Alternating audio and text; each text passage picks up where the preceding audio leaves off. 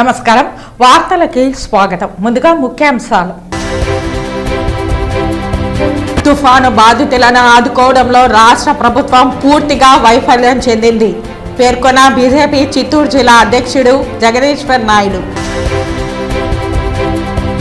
అంగన్వాడీ సమస్యలపై ప్రభుత్వం వెంటనే స్పందించాలి, డిమాండ్లన్నీ ఆమోదయోగ్యమైనవి పేర్కొన్న ఎమ్మెల్యే అభ్యర్థి డాక్టర్ పొన్నా యుగంధర్.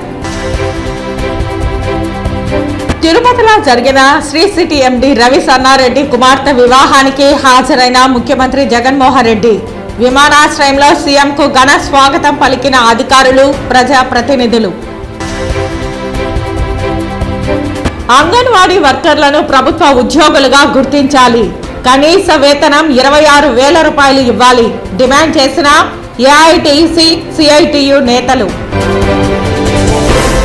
ఇక వార్తల్లోని వివరాలు. తుఫాను బాధితులను ఆదుకోవడంలో రాష్ట్ర ప్రభుత్వం పూర్తిగా వైఫల్యం చెందిందని బీజేపీ ఆరోపించింది. మిటాంగ్ తుఫాను బాధితులను తక్షణం ఆదుకోవాలని డిమాండ్ చేస్తూ కిసాన్ మోర్చా ఆధ్వర్యంలో బుధవారం చిత్తూరు జిల్లా కలెక్టర్ కార్యాలయం ఎదుట ధర్నా నిర్వహించింది. బుధవారం మధ్యాహ్నం జిల్లా కలెక్టరేట్ వద్ద ఈ మేరకు ధర్నా కార్యక్రమాన్ని నిర్వహించారు. అనంతరం మీడియాతో మాట్లాడుతూ తూర్పు మండలాలైన నగరి, చంద్రగిరి తదితర ప్రాంతాలలో వేరుశనగ, అరటి, బొప్పాయి, వరి వంటి పంటలు వేల ఎకరాల్లో నష్టపోయారని, నష్టపోయిన రైతులను ఆదుకోవాలని డిమాండ్ చేశారు. సీఎం జగన్ కేవలం హెలికాప్టర్ ద్వారా సర్వే చేసి నష్టపరిహారం చెల్లించడం పద్ధతి కాదన్నారు. గ్రామాలలో రైతుల వద్దకు వెళ్లి వారిని పరామర్శించాలని, వాస్తవపూరితమైన నష్టాన్ని చెల్లించాలన్నారు. కేంద్ర ప్రభుత్వం ఎంత నష్టం వాటిల్లిందో నివేదిక పంపించమని రాష్ట్రానికి తెలియజేసినా ఇంతవరకు తుఫాను బాధితుల వివరాలను పంపించకపోవడం దుర్మార్గమైన చర్య అని అన్నారు. కిసాన్ మోర్చా పిలుపు మేరకు, అదేవిధంగా రాష్ట్ర అధ్యక్షులు పురంధరేశ్వరి గారి ఆదేశం మేరకు ఏదైతే తుఫాను వల్ల రైతులు పంటలు దెబ్బతిని నష్టపోయారో వారికి సంఘీభావంగా రాష్ట్ర ప్రభుత్వం వారికి నష్టపరిహారం చెల్లించకుండా నిర్లక్ష్య వైఖరి వహిస్తున్నది. కాబట్టి దాని నిరసనగా కలెక్టర్ కార్యాలయాల వద్ద నిరసన కార్యక్రమాలు తెలియజేయమని చెప్పడం జరిగింది. అందులో భాగంగానే ఈరోజు ఈ కార్యక్రమం భారతీయ జనతా చిత్తూరు జిల్లా కిసాన్ మోర్చా ఆధ్వర్యంలో ఈ కార్యక్రమం నిర్వహిస్తున్నాం. ఒక పక్క రైతులు నిలువున మునిగిపోయి తుఫాను వల్ల సర్వం కోల్పోయిన పరిస్థితుల్లో ఈ రాష్ట్ర ముఖ్యమంత్రి ఎంత అహంకారంగా వ్యవహరిస్తున్నారంటే కేవలం హెలికాప్టర్ ద్వారా ఆయన ఏరియల్ సర్వే చేసి పంటల్లో నష్టపోయిన దాన్ని అంతా నేను పరిశీలించేశాను, వారి కష్టాలన్నీ నేను చూసినానడం చాలా అహంకారపూరితమైన చర్య. మీరు మామూలుగా రోడ్డు మార్గంలో ప్రతి గ్రామానికి వెళ్ళి రైతులు పరామర్శించలేరా? వారిని ఓదార్చలేరా? కేవలం రైతులకు గత 4 సంవత్సరాల్లో మీరు ఇచ్చిన హామీలు నిలబెట్టుకోలేదు కాబట్టి వారికి ముఖం చూపించే ధైర్యం, దమ్ము లేక మీరు కేవలం ఆకాశ మార్గంలో విహరించేసి తాడేపల్లి ప్యాలెస్లో కూర్చుంటే రైతుల సమస్యలు తీరిపోవు. ఒక పక్క కేంద్ర ప్రభుత్వం మేమున్నాం, ఈ రాష్ట్రానికి ఆదుకోవడానికి ఎంత నష్టం జరిగింది, ఏం జరిగిందని లెక్కలు పంపియండి అంటే కనీసం ఇంతవరకు కేంద్ర ప్రభుత్వానికి సరైన లెక్కలు కూడా పంపించకుండా వీళ్ళు ఏదైతే కేంద్ర ప్రభుత్వం నుంచి డిజాస్టర్ మేనేజ్మెంట్ నుంచి నిధులు వస్తాయో వాటిని కూడా తెచ్చుకునే పరిస్థితిలో ఈరోజు రాష్ట్ర ప్రభుత్వం లేదు. ఈరోజు కేంద్ర ప్రభుత్వం తరఫున వారే స్పందించి ఒక బృందాన్ని కూడా రాష్ట్రానికి పంపిస్తున్నారు. తుఫాన్ నష్టం మీద వెంటనే అంచనా వేయండి, రైతులను వెంటనే ఆదుకోవాలని. కానీ కేంద్ర ప్రభుత్వం స్పందించినంత విధంగా కూడా రాష్ట్ర ప్రభుత్వం నిమ్మకు నీరెత్తినట్టు ఏ మంత్రులు కానీ ఎవరు కానీ స్పందించట్లేదు. ఇంకా మన జిల్లా విషయానికి వస్తే చిత్తూరు జిల్లాలో తూర్పు ప్రాంతాలైన నగిరి, చంద్రగిరి నియోజకవర్గాల్లో ముఖ్యంగా వేరుశనగ పంట చాలా విస్తీర్ణంగా నగిరి నియోజకవర్గంలో దాదాపు 4-5 వేల ఎకరాల్లో వేరుశనగ పంట దెబ్బతినింది. అదేవిధంగా చంద్రగిరి నియోజకవర్గంలో కూడా రామచంద్రాపురం, తిరుపతి రూరల్ మండలాల్లో వేరుశనగ పంట అయితేనేమి, కొంత అరటి పంటలు, బొప్పాయి, వరి కొంతవరకు దెబ్బతిన్న పరిస్థితి. కానీ వీటికి సంబంధించిన ఎన్ని ఎకరాలు నష్టం జరిగింది, ఎంత నష్టం జరిగింది, రైతులకు ఏ రైతుకి ఎంత చెల్లించాలన్న లెక్కలు కూడా ఇంతవరకు జిల్లా అధికార యంత్రాంగం కావచ్చు ఇంతవరకు వాటిని రెడీ చేయలేదు. ఇక్కడున్న మంత్రులు కూడా స్పందించి కనీసం వాళ్ళని పోయి బాధిత రైతులను ఓదార్చే పరిస్థితిలో కూడా లేని సందర్భంగా భారతీయ జనతా పార్టీ స్పందించి ఈ ధర్నా కార్యక్రమం ద్వారా రాష్ట్ర ప్రభుత్వం మీద ఒత్తిడి తేవాలనే కార్యక్రమంలో ఇది చేస్తున్నాం. ఈరోజు ఎంత దారుణంగా రాష్ట్ర ప్రభుత్వం వ్యవహరిస్తున్నదంటే రైతులకు మీరు కనీసం గిట్టుబాటు ధర లేదు. మామిడి రైతులు నిలువుగా ఈసారి ముంచేశారు. సిండికేట్ అయిపోయి ఫ్యాక్టరీలంతా అధికార పార్టీ నాయకులతో కుమ్మక్కై ముంచేశారు. ఇన్ని ఆటుపోట్లకు తట్టుకొని వస్తుంటే కూడా ప్రకృతి వైపరీత్యాల వల్ల ఈరోజు రైతులు నష్టపోతున్న పరిస్థితి ఏర్పడితే కూడా కనీసం స్పందించి కేంద్ర ప్రభుత్వం మేము డబ్బులు ఇస్తాం, మీరు వివరాలు పంపించండి అంటే ఆ వివరాలు పంపించినంత దయనీయ స్థితిలో ఉన్న రైతుల మీద. ఆంధ్రప్రదేశ్ రాష్ట్ర ముఖ్యమంత్రి వైఎస్ జగన్మోహన్ రెడ్డి తిరుపతి నగరంలోని తాజ్ హోటల్ నందు జరిగిన శ్రీ సిటీ ఎండి రవి సన్నారెడ్డి కుమార్తె వివాహ రిసెప్షన్ కు బుధవారం సాయంత్రం హాజరై వధూవరులను ఆశీర్వదించారు. బుధవారం సాయంత్రం 4:10 రేణిగుంట విమానాశ్రయానికి చేరుకున్న ముఖ్యమంత్రి జగన్మోహన్ రెడ్డి స్థానిక తాజ్ హోటల్ నందు జరిగిన శ్రీ సిటీ ఎండి రవి సన్నారెడ్డి కుమార్తె వివాహ రిసెప్షన్ కు హాజరై వధువు నిరీష, వరుడు సాగర్లకు శుభాకాంక్షలు తెలిపి ఆశీర్వదించారు. 5:15 రేణిగుంట విమానాశ్రయం చేరుకుని తిరుగు పయనమయ్యారు. రేణిగుంట విమానాశ్రయం నందు ముఖ్యమంత్రికి రాష్ట్ర ఉప ముఖ్యమంత్రి మరియు జిల్లా ఇన్ఛార్జి మంత్రి కలత్తూరు నారాయణ స్వామి, రాష్ట్ర విద్యుత్, అటవీ, భూగర్భ గనుల శాఖ మంత్రి పెద్దిరెడ్డి రామచంద్రారెడ్డి, టూరిజం, సాంస్కృతిక, యువజన శాఖ మంత్రి ఆర్కే రోజా, తిరుపతి పార్లమెంట్ సభ్యులు గురుమూర్తి, ఎమ్మెల్సీ సిపాయి సుబ్రహ్మణ్యం, చిత్తూరు జిల్లా కలెక్టర్ షణ్మోహన్, చిత్తూరు జిల్లా ఎస్పీ రిశాంత్ రెడ్డి, తిరుపతి జిల్లా ఎస్పీ పరమేశ్వర్ రెడ్డి, డీఐజీ అమ్మిరెడ్డి, తిరుపతి నగరపాలక సంస్థ కమిషనర్ హరిత, స్థానిక ఎమ్మెల్యే మరియు TTD chairman Bhumana Karunakar Reddy, Srikalahasti MLA Madhusudan Reddy, Sullurpeta MLA Kiliveti Sanjeevaiah, Satyavedu MLA Koneti Adimulam, Tirupati నగరపాలక సంస్థ mayor Sirisha, deputy mayor Abhinay Reddy, TUDA chairman Chevireddy Mohith Reddy, Srikalahasti RDO Ravishankar Reddy తదితరులు ముఖ్యమంత్రికి సాదరంగా తుడా చైర్మన్ చెవిరెడ్డి భాస్కర్ రెడ్డి, శ్రీకాళహస్తి ఆర్డీఓ రవిశంకర్ రెడ్డి తదితరులు ముఖ్యమంత్రికి సాదర స్వాగతం, వీడ్కోలు పలికిన వారిలో ఉన్నారు.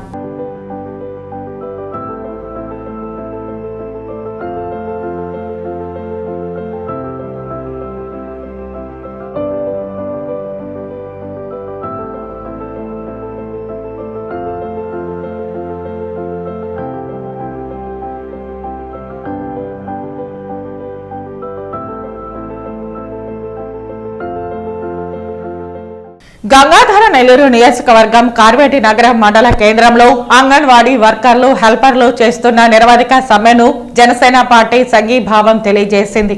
ఈ కార్యక్రమానికి జనసేన ఇన్ఛార్జి మరియు ఎమ్మెల్యే అభ్యర్థి డాక్టర్ పొన్న యుగంధర్ హాజరై మాట్లాడుతూ అంగన్వాడీ కార్మికులకు, హెల్పర్లకు కనీస వేతనం 26,000 రూపాయలు ఇవ్వాలని డిమాండ్ చేశారు. గత ఎన్నికల ముందు ఇచ్చిన హామీ ప్రకారం తెలంగాణ కన్నా అదనంగా వేతనాలు పెంచాలని, సుప్రీంకోర్టు తీర్పు ప్రకారం అంగన్వాడీలకు గ్రాట్యుటీని మన రాష్ట్రంలోనూ అమలు చేయాలని తెలిపారు. మినీ సెంటర్లన్నింటినీ మెయిన్ సెంటర్లుగా మార్చాలని, మినీ వర్కర్లకు ప్రమోషన్లు ఇవ్వాలని, రిటైర్మెంట్ బెనిఫిట్ 5 లక్షలకు పెంచాలని తెలిపారు. ఆఖరి వేతనంలో 50% పెన్షన్ ఇవ్వాలని, హెల్పర్ల ప్రమోషన్లలో నిబంధనలు రూపొందించాలని పేర్కొన్నారు. రాజకీయ జోక్యం అరికట్టాలి, ప్రమోషన్ వయసు 50 సంవత్సరాలకే పెంచాలని తెలిపారు. సర్వీస్లో ఉండి చనిపోయిన అంగన్వాడీ వర్కర్స్, హెల్పర్స్ కుటుంబంలో ఒకరికి ఉద్యోగం ఇవ్వాలని, 10 లక్షల బీమా అమలు చేయాలని తెలిపారు. ప్రభుత్వ ఉద్యోగుల మాదిరిగా రిటైర్మెంట్ వయసు 62 ఏళ్లకు పెంచాలని తెలిపారు. వేతనంతో కూడిన మెడికల్ లీవ్ సౌకర్యం పెంచాలని, వైఎస్ఆర్ సంపూర్ణ పోషణ మెనూ ఛార్జీలు పెంచాలని పేర్కొన్నారు.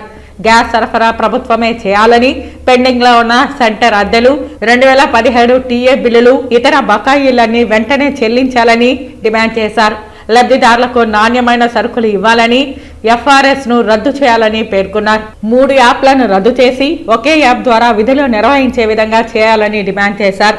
ఈ డిమాండ్లపై ప్రభుత్వం వెంటనే స్పందించి వారికి పరిష్కారం చూపాలని డిమాండ్ చేశారు. అంగన్వాడీలో ప్రతి సమస్యను పవన్ కళ్యాణ్ కు తెలియజేసి ప్రభుత్వంపై ఒత్తిడి చేసి సాధించుకునేలా లేదా సరికొత్త ప్రజాప్రభుత్వంలో సముచితమైన నిర్ణయం తీసుకుని చక్కని పరిష్కారం చూపడం జరుగుతుందని హామీ ఇచ్చారు. హామీ ఏంటంటే ఈ 20 డిమాండ్లన్నీ కూడా ఖచ్చితంగా అమలు చేయమని, ఇది ఖచ్చితంగా అంగన్వాడీ పిల్లలు ఎవరైతే చిన్నపిల్లలు, నేను ఎప్పుడు కూడా కోరుకునేది ఏంటంటే చిన్నపిల్లల మనస్తత్వాన్ని నేను ఎప్పుడు స్టడీ చేస్తానే ఉంటాను. 1 నుంచి 5 సంవత్సరంలో పిల్లలు ఎంత బాగా అభివృద్ధిలో వాళ్ళ భవిష్యత్తు అంత బాగుంది. నేను మీకు హామీ ఇస్తున్నాను, సరికొత్త ప్రజాప్రభుత్వం ఏర్పాటు అయ్యేది 2024 ఒక అద్భుతమైన అంగన్వాడీ సిస్టమ్ ఏర్పాటు అయ్యే విధంగా ఆ బాధ్యతను మీరు చేస్తున్నారు. రైతులకు శాశ్వత భూ హక్కు కల్పించాలన్న ఉద్దేశంతో రాష్ట్ర ప్రభుత్వం అమలు చేస్తోందని చిత్తూరు ఎమ్మెల్యే ఆర్ఎన్ఎస్ శ్రీనివాసులు తెలిపారు.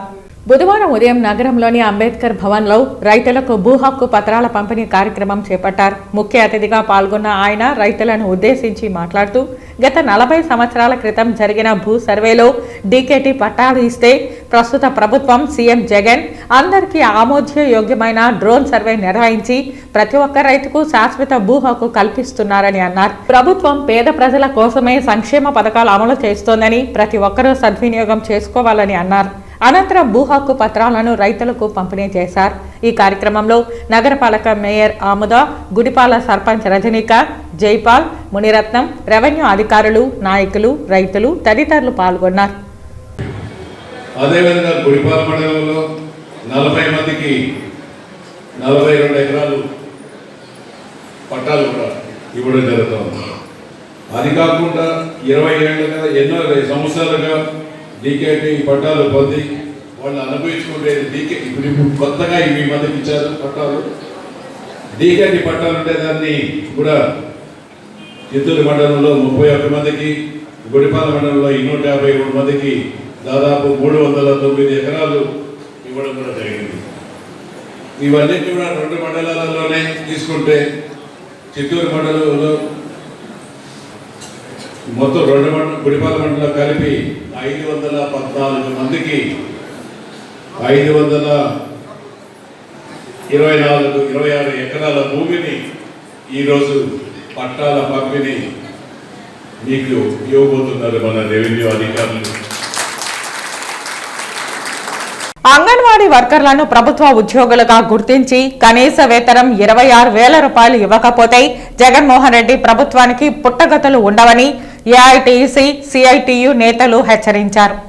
రాష్ట్ర ప్రభుత్వం అంగన్వాడీల సమస్యలను పరిష్కారం చేయకపోవడంతో అనివార్య పరిస్థితుల్లో సమ్మె చేస్తున్నారని, వారి సమస్యల పరిష్కారం చేయాలని బుధవారం AP anganwadi workers and helpers union, AP anganwadi workers and association ఆధ్వర్యంలో చిత్తూరు ప్రాజెక్ట్ అంగన్వాడీ కార్యాలయం ఆవరణలో 2వ రోజు కార్యకర్తలు మోకాళ్లపై నిలబడి వినూత్నంగా నిరసన తెలిపారు. ఈ సందర్భంగా AP anganwadi workers and helpers union జిల్లా అధ్యక్షులు పి చైతన్య, ఏఐటీసీ జిల్లా గౌరవ అధ్యక్షుడు S Nagarajan, project CITU union కార్యదర్శి సుజని, బుజ్జి, ఏఐటీసీ ప్రాజెక్టు కార్యదర్శి కె ప్రభావతి, అరుణ, సిఐటియు జిల్లా కార్యదర్శి కె సురేంద్ర, దాసరి చంద్రలు మాట్లాడుతూ రాష్ట్ర ప్రభుత్వం సమ్మెను ఎలా భగ్నం చేయాలని అధికారులతో ఒత్తిడి చేస్తున్నదే తప్ప సమస్యలు ఎలా పరిష్కారం చేద్దామనే ఆలోచనలో లేకపోవడం దుర్మార్గమన్నారు.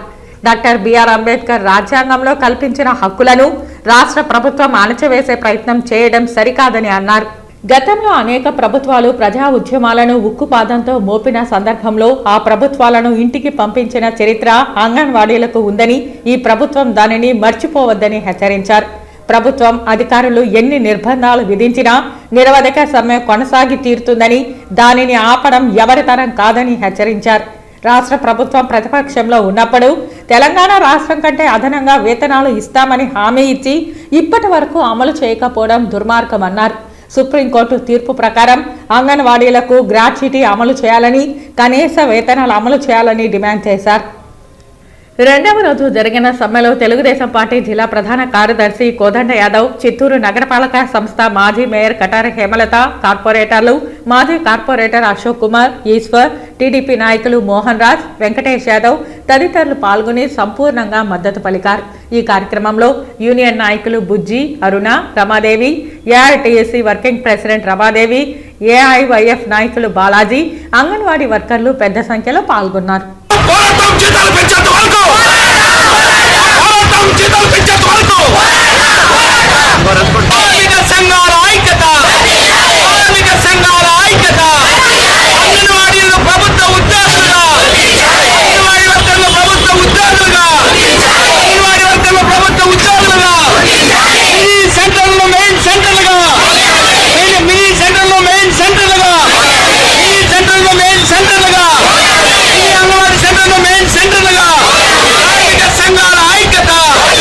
కేంద్రంలోని బీజేపీ ప్రభుత్వం ప్రతిష్టాత్మకంగా చేపట్టిన వికసిత భారతం కార్యక్రమం తిరుపతిలో బుధవారం ఘనంగా ప్రారంభమైంది.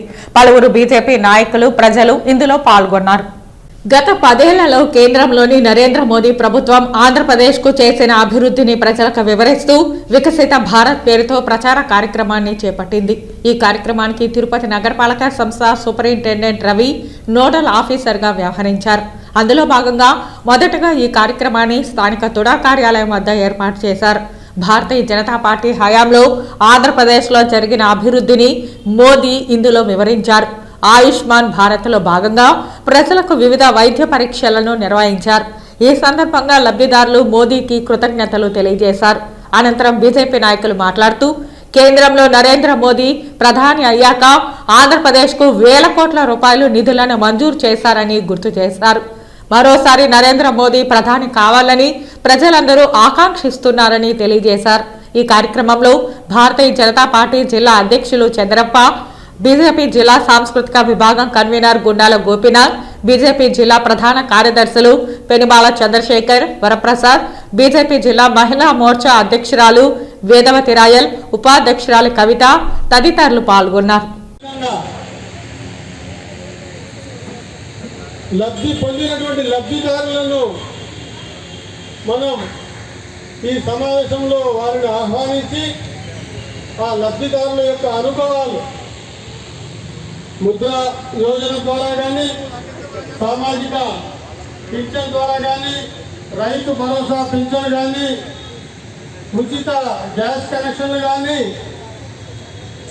ఆయుష్మాన్ భారత్ 5 లక్షల రూపాయలు ఉచితంగా కేంద్ర ప్రభుత్వం ప్రవేశపెట్టినటువంటి ఆరోగ్య సేవ మొదలైనటువంటి కార్యక్రమాల ద్వారా కేంద్ర ప్రభుత్వం భారతీయుల పట్ల అట్టడుగున ఉన్నటువంటి అణగారిన ఉన్నటువంటి ప్రజల యొక్క అభివృద్ధికి ఏ రకంగా నరేంద్ర మోడీ భరోసా ఇస్తున్నారో మనం గత 10 సంవత్సరాలుగా చూస్తున్నాం.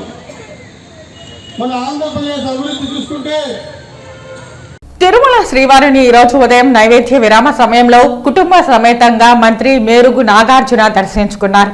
ఆలయ అధికారులు ఆయనకు దర్శన ఏర్పాట్లు చేశారు. దర్శన అనంతరం రంగనాయకుల మండపంలో వేద పండితులు వేదాశీర్వచనం అందించగా టీటీడీ అధికారులు తీర్థ ప్రసాదాలు అందించారు.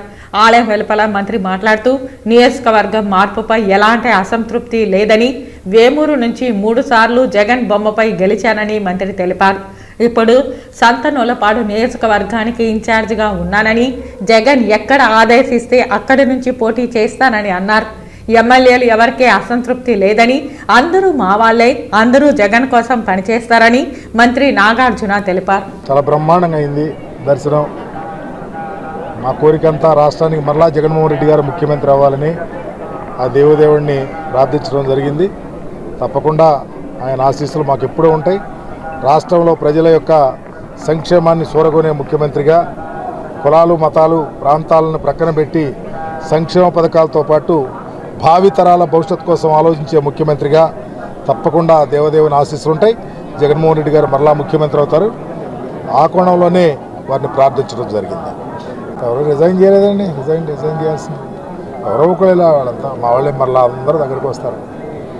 ఎమ్మెల్యేల రిజైన్ గురించి మా పార్టీలో అంత ఆలోచించాల్సిన పని లేదు. ఆయన మావారే, ఆయన మరలా మా దగ్గరే ఉంటారు. ఆయన వ్యక్తిగత విషయాలతో రిజైన్ చేశారు. దాన్ని అంతా పట్టించుకోవాల్సిన పని లేదు. మా వ్యక్తే మాతోనే ఉంటాడు, మా మనిషి. మా జగన్మోహన్ రెడ్డి గారి కోసం మరలా పనిచేస్తాడు. తొలగిస్తలా ఎక్కడ ఆ మంత్రి గారు గెలవటానికి అవకాశం ఉందో పార్టీ అందరినీ కలుపుకొని ఆ నియోజకవర్గాల్లో తీసుకురాగలుగుతారో వాళ్ళని తీసుకెళ్తున్నారు. ఉదాహరణకు నేను వేమూరు నియోజకవర్గం నుంచి పోటీ చేశా, 3 సార్లు పోటీ చేశా, గెలిచా, మంత్రిని అయ్యా. నన్ను సంతనూతలపాడు నియోజకవర్గంలో ఇన్ఛార్జిగా పెట్టారు. అక్కడున్న పరిస్థితులను బట్టి మా నాయకుడు ఏది ఆదేశిస్తే దాని మీద ఇప్పుడు 3 సార్లు పోటీ చేసినా ఆయన బొమ్మ పెట్టుకునే నేను పోటీ చేశా, ఆయన బొమ్మ పెట్టుకునే గెలిచా. ఆయనే నన్ను ఇంత వాణి చేశాడు. ఆయన ఎక్కడ దూకమంటే, ఎక్కడ పార్టీ కోసం పనిచేయమంటే, ఎక్కడ ప్రజలను కలుపుకెళ్ళమంటే అక్కడ వెళ్తాకు. ఎందుకంటే ఆయన ఆశీస్సులు మెండుగా ఉన్నాయి కాబట్టి.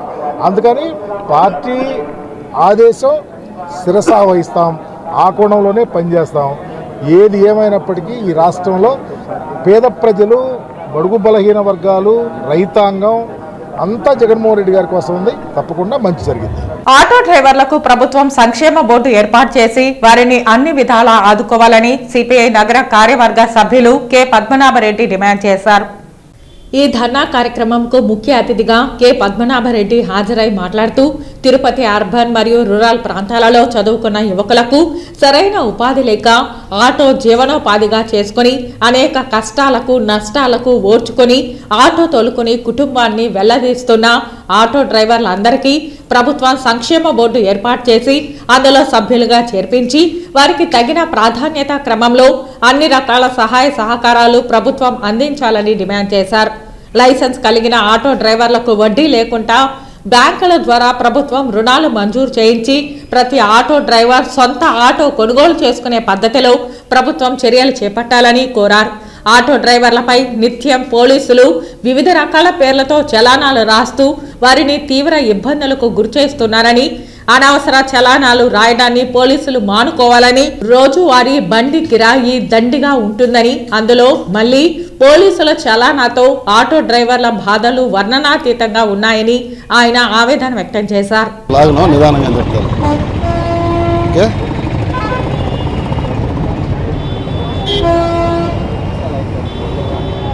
నా పేరు AP Bala, taxi transport workers union జిల్లా ప్రధాన కార్యదర్శిని.